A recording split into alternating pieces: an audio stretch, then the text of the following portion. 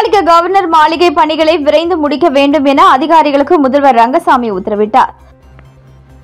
புதுச்சேரி கடற்கரை சாலையில் உள்ள பழைய சாராய ஆலை இருந்த இடத்தில் 13 கோடி ரூபாய் செலவில் நட்சத்திர அந்தஸ்துடன் கடல் அழகை ரசிக்கும் வகையில் குடும்ப பொழுதுபோக்கு மையம் கட்டப்பட்டுள்ளது. அந்த இடத்திற்கு கவர்னர் மாளிகையை மாற்ற முடிவு செய்யப்பட்டது. அங்கு அடிப்படை வசதியை ஏற்படுத்த 3 கோடியே 88 லட்சம் ரூபாய் செலவில் பூமி பூஜை கடந்த செப்டம்பர் 15ஆம் தேதி நடந்தது. கவர்னர் மாளிகை அவரது அலுவலகம் இடம் மாற உள்ளதால் அங்கு அறைகள், தேவையான வசதிகள், மின் வசதி, தரைத்தளம் அமைக்கப்பட்டு வருகிறது. ஆனால் பணி துவங்கி 4 மாதங்கள் ஆகியும் இன்னும் முடிவடையவில்லை. இந்த நிலையில் முதல்வர் ரங்கசாமி நேற்று அங்கு சென்று ஆய்வு செய்தார். பணிகள் நிறைவடையாததால் முதல்வர் ரங்கசாமி டென்ஷன் ஆனார். ஏன் வேலை இன்னும் முடியவில்லை என அங்கிருந்த அதிகாரிகள் மற்றும் ஒப்பந்ததாரர்கள் ஆகியோரை கடிந்து கொண்டார். பணிகளை விரைந்து முடிக்க உத்தரவிட்டு அங்கிருந்து புறப்பட்டு சென்றார். புதுச்சேரியில் வானிலை மாற்றத்தால் குளிர்ந்த சூழல் நிலவும் நிலையில் சுற்றுலா பயணிகள் குவிந்திருந்தாலும் கடல் சீற்றத்தால் கடலில் இறங்க தடை விதிக்கப்பட்டுள்ளது. புதுச்சேரியில் இன்று வானிலையில் திடீர் மாற்றம் ஏற்பட்டது. அதிகாலை முதலே வானம் இருண்டு குளிர்ந்து காற்று வீசி வருகிறது. எப்பொழுது வேண்டுமானாலும் மழை பெய்யலாம் என்ற சூழல் நிலவுகிறது. வார விடுமுறை நாளான இன்று அதிக அளவில் சுற்றுலா பயணிகள் குவிந்ததால் கடற்கரை பகுதி கடும் நெரிசல் நிலவியது. இச்சூழலில் வானிலை மாற்றத்தால் புதுவையில் கடல் அலைகள் சீற்றம் அதிகமாக இருந்தது. வழக்கத்தை விட காற்றின் இரைச்சலுடன் பெரிய அலைகள் கரையை நோக்கி வந்தது. புதுவைக்கு வரும் சுற்றுலா பயணிகள் 2 கிலோமீட்டர் தொலைவு உள்ள கடற்கரை சாலை, தலைமைச் செயலகம், காந்தி சிலை, சீகல்ஸ் உணவகம், பழைய துறைமுக பாலம் ஆகிய பகுதிகளில் கடலில் இறங்கி குளித்து மகிழ்வது வழக்கம். இந்த நிலையில் இன்று கடல் அலைகள் சீற்றம் அதிகமாக இருந்ததால் கடலில் இறங்க சுற்றுலா பயணிகளுக்கும் பொதுமக்களுக்கும் போலீசார் அனுமதி மறுத்தனர். இதனால் வார விடுமுறையை முன்னிட்டு புதுச்சேரியில் குவிந்திருந்த ஏராளமான சுற்றுலா பயணிகள் ஏமாற்றம் அடைந்தனர். மேலும் மக்களின் பாதுகாப்பு கருதி போலீசார் மற்றும் பாதுகாப்பு படையினர் பணியில் நிறுத்தப்பட்டுள்ளனர். புதுச்சேரி ரெட்டியார்பாளையம் பகுதியில் கடையை உடைத்து பணம் திருடிய பிரபல திருடனை சிசிடிவி காட்சிகளை கொண்டு போலீசார் கைது செய்தனர்.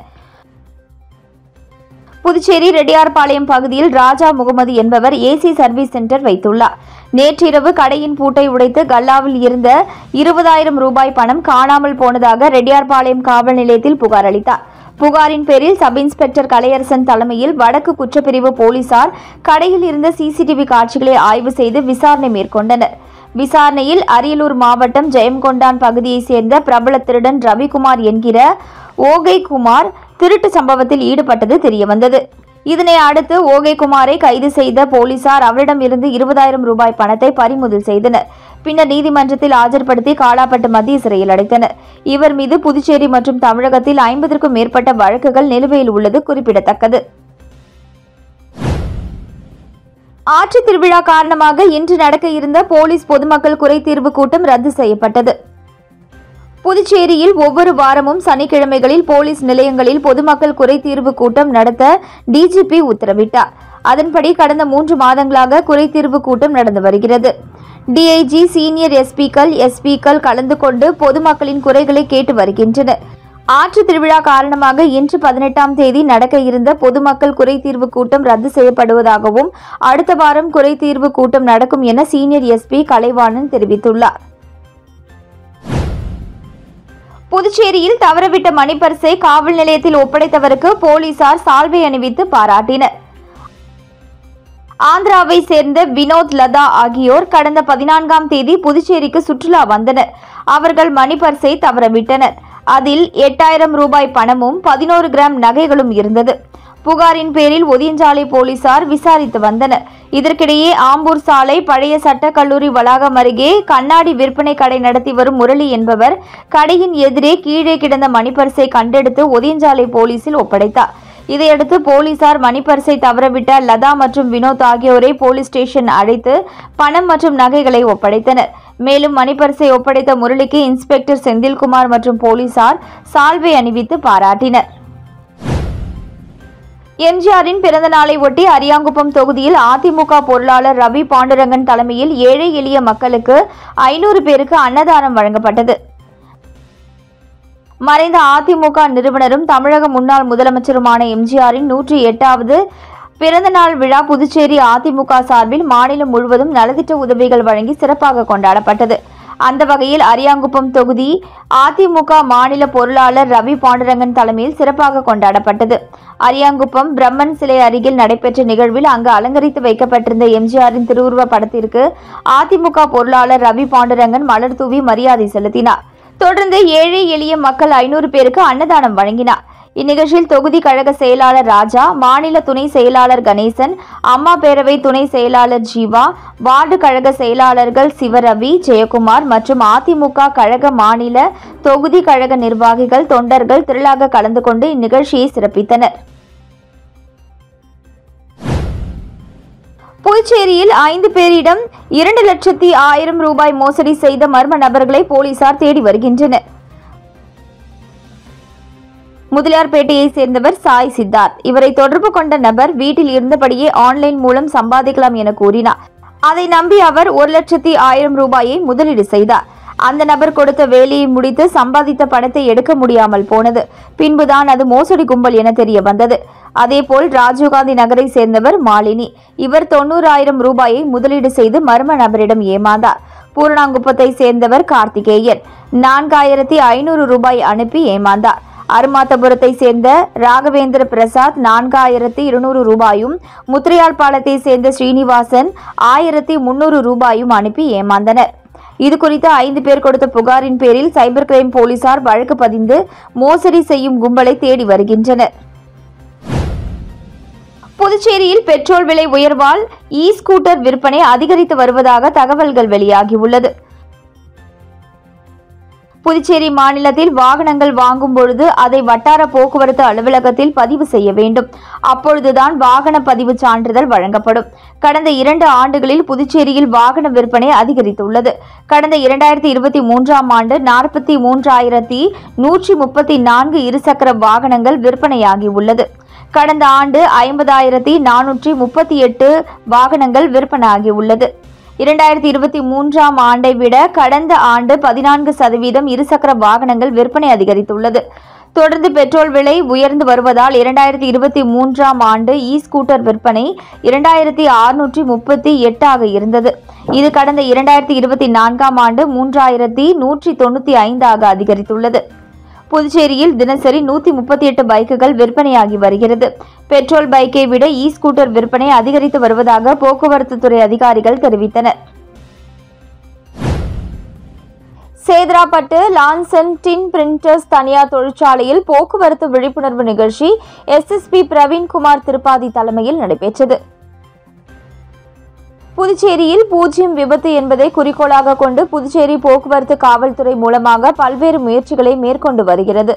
இதனிடையே கடந்த சில தினங்களுக்கு முன்பு தலைக்கவசம் அணிவது கட்டாயம் என்பதை வலியுறுத்தி பல்வேறு விழிப்புணர்வு நிகழ்ச்சிகள் மற்றும் பொதுமக்களுக்கு விளம்பரங்களை புதுச்சேரி முதுநிலை காவல் கண்காணிப்பாளர் பிரவீன்குமார் திரிபாதி தலைமையில் போக்குவரத்து காவல்துறையினர் சிறப்பாக செய்து வருகின்றனர். அதன் தொடர்ச்சியாக சேதராப்பட்டு லான்சன் டின் பிரிண்டர்ஸ் தனியார் தொழிற்சாலையில் தொழிலாளர்களுக்கு போக்குவரத்து விழிப்புணர்வு நிகழ்ச்சியானது எஸ்எஸ்பி பிரவீன்குமார் திரிபாதி தலைமையில் நடைபெற்றது. நிகழ்ச்சியில் போக்குவரத்து காவல் கண்காணிப்பாளர் மோகன்குமார், ஆய்வாளர் கோகுலகிருஷ்ணன் ஆகியோர் முன்னிலையில் தொழிற்சாலையில் நிர்வாக பங்குதாரர்கள் ரவி மற்றும் சரவணன் ஏற்பாட்டில் நடைபெற்ற நிகழ்ச்சியில் தலைக்கவசம் அணிவது கட்டாயம் என்பதை உறுதிப்படுத்தும் வகையில் லான்சன் டின் பிரிண்டர்ஸ் தனியார் தொழிற்சாலையில் பணிபுரியும் தொழிலாளர்களுக்கு இலவச தலைக்கவசம் தொழிற்சாலை நிர்வாகத்தின் மூலமாக வழங்கப்படும் என்றும், இனிவரும் நாட்களில் இந்த தனியார் தொழிற்சாலைக்கு இருசக்கர வாகனத்தில் வேலைக்கு வரும் தொழிலாளர்கள் ஹெல்மெட் அணியாமல் வந்தால் தொழிற்சாலைக்கு உள்ளே அனுமதி கிடையாது என தொழிற்சாலை நிர்வாகம் தெரிவித்துள்ளது. மேலும் இலவச ஹெல்மெட் வழங்குவதற்கும் ஹெல்மெட் அணிந்து வந்தால்தான் தொழிற்சாலை வளாகத்திற்குள் அனுமதிக்கப்படும் என்பதை நிர்வாகம் அறிவித்திருப்பது மற்ற தொழிற்சாலைகளில் பணிபுரியும் ஊழியர்களுக்கு முன் உதாரணமாக வழிவகை செய்திருக்கிறது என்பதை புதுச்சேரி முதுநிலை காவல் கண்காணிப்பாளர் பிரவீன்குமார் திரிபாதி நிர்வாகத்தினரை பாராட்டினார்.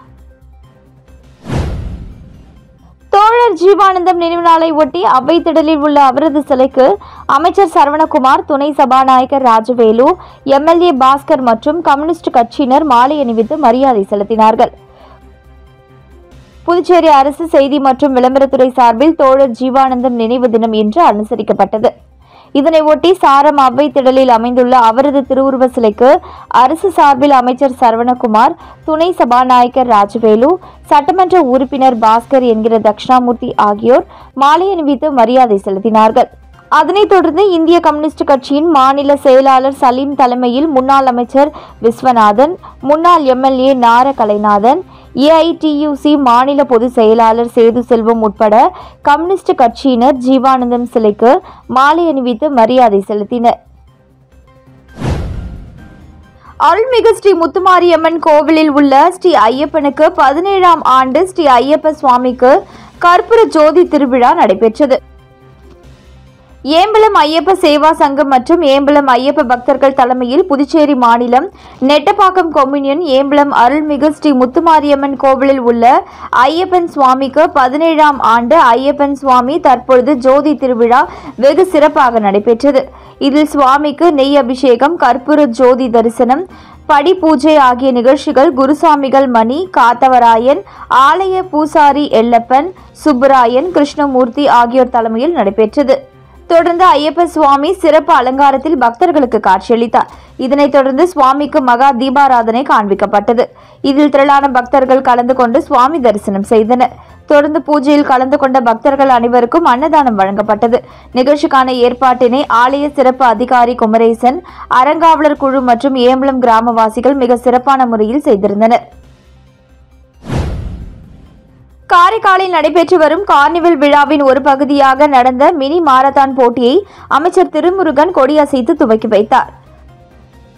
புதுச்சேரி அரசின் காரைக்கால் மாவட்ட நிர்வாகம், சுற்றுலாத்துறை மற்றும் கலை பண்பாட்டுத்துறை இணைந்து நடத்தும் கார்னிவல் 2025 ஒரு பகுதியாக இன்று காலை மினி மாரத்தான் ஓட்டம் காரைக்கால் மாவட்ட ஆட்சியர் அலுவலக வளாகத்தின் முன்பிருந்து புதுச்சேரி குடிமைப்பொருள் வழங்கல் துறை அமைச்சர் திருமுருகன் கொடியசைத்து துவக்கி வைத்தார். இப்போட்டியானது 4 பிரிவுகளில் நடத்தப்பட்டன. குறிப்பாக 17 வயதுக்கு உட்பட்ட மாணவ மாணவிகளுக்கு மற்றும் பொது பிரிவில் ஆண்களும் பெண்களுக்கும் நடத்தப்பட்டன. மேலும் கடந்த ஆண்டை விட இந்த ஆண்டில் இன்று நடத்தப்பட்ட இப்போட்டியில் 1200 பேர் ஆர்வமுடன் பங்கேற்றனர். மேலும் இப்போட்டியானது மாவட்ட ஆட்சியரகம் வளாகத்தில் இருந்து தொடங்கி காமராஜர் சாலை, PK சாலை, பாரதியார் வீதி மற்றும் தோமஸ் அருள் வீதி வரையில் சென்று தொடங்கிய இடத்திலேயே முடிவுக்கு வந்தது. இதன் தூரமானது 5 கிலோமீட்டர் ஆகும். வெற்றி பெற்றவர்களுக்கு நாளை நடைபெறும் இறுதி நாள் கார்னிவல் விழாவில் பரிசுகள் வழங்கப்படும். புதுச்சேரியில் இளம் விவசாய விஞ்ஞானி ஸ்ரீலட்சுமி புதியதாக கண்டுபிடித்துள்ள லெமன் நறுமண மிளகை சபாநாயகர் செல்வம் அறிமுகப்படுத்தினார். புதுச்சேரி கூடப்பாக்கத்தை சேர்ந்தவர் வெங்கடபதி. இவர் ஆராய்ச்சியின் மூலம் கனகாம்பரம் பூவில் இருந்து பல 100 வகையான செடிகளை உருவாக்கி சாதனை படைத்தவர். இந்திய அரசு இவருக்கு பத்மஸ்ரீ விருது வழங்கி கௌரவித்தது. இவரது மகள் ஸ்ரீலட்சுமி MBA பட்டதாரியான இவர் தந்தையுடன் சேர்ந்து விவசாயத்தில் பல ஆராய்ச்சிகளை மேற்கொண்டார். இதன் விளைவாக ஆரஞ்சு, சாக்லேட், நாவல், பன்னீர் சுவை கொண்ட கொய்யா செடிகளை உருவாக்கினார். ஆரஞ்சு கொய்யா செடியை பிரதமர் மோடி பெயரிலும், சாக்லேட் கொய்யா செடியை புதுச்சேரி கவர்னர் கிரண்பேடி பெயரிலும் அறிமுகப்படுத்தினார். மேலும் புதிய தொழில்நுட்பத்தில் அதிக இனிப்பு சுவை கொண்ட 2 அத்தி ரக செடிகளை உருவாக்கினார். காய்க்காத மிளகு செடிகளை காய்க்க வைப்பதற்காக இயற்கை முறையிலான கரைசல் ஊக்கியை கண்டுபிடித்தார். தற்பொழுது லெமன் சுவையில் நறுமண மிளகை புதியதாக உருவாக்கி அசத்தியுள்ளார். இதனை சட்டப்பேரவையில் சபாநாயகர் செல்வம் அறிமுகப்படுத்தி வைத்து இளம் விவசாய விஞ்ஞானி ஸ்ரீமதியை பாராட்டினார். புதுவையில் அனைத்து பிரிவு ஊழியர்களுக்கும் 7வது ஊதியக்குழு பரிந்துரைகளை அமல்படுத்த வேண்டும் என்று புதுச்சேரி அரசு ஊழியர் சம்மேளனம் வலியுறுத்தியுள்ளது. இதுகுறித்து அதன் பொதுச் செயலாளர் முனுசாமி வெளியிட்டுள்ள அறிக்கையில், மத்திய அரசு ஊழியர் தொழிற்சங்கங்கள் நடத்திய தொடர் போராட்டங்களால் மத்திய அமைச்சரவை 8வது ஊதியக்குழுவை அமைக்க ஒப்புதல் தெரிவித்துள்ளது. 8வது ஊதியக்குழு பரிந்துரைகள் ஓராண்டுக்குள், அதாவது 1/1/2026 முதல் அமல்படுத்த நடவடிக்கை எடுக்கப்படும் என்று மத்திய அரசு தெரிவித்துள்ளது. ஆனால் புதுவையில் அங்கன்வாடி ஊழியர்கள் உள்ளிட்ட பல ஊழியர்களுக்கு 7வது ஊதியக்குழு பரிந்துரையே அமல்படுத்தப்படாமல் உள்ளது. எனவே புதுவையில் அனைத்து பிரிவு ஊழியர்களுக்கும் காலதாமதமின்றி 7வது ஊதியக்குழு பரிந்துரையை அமல்படுத்த அரசு நடவடிக்கை எடுக்க வேண்டும் என குறிப்பிடப்பட்டுள்ளது.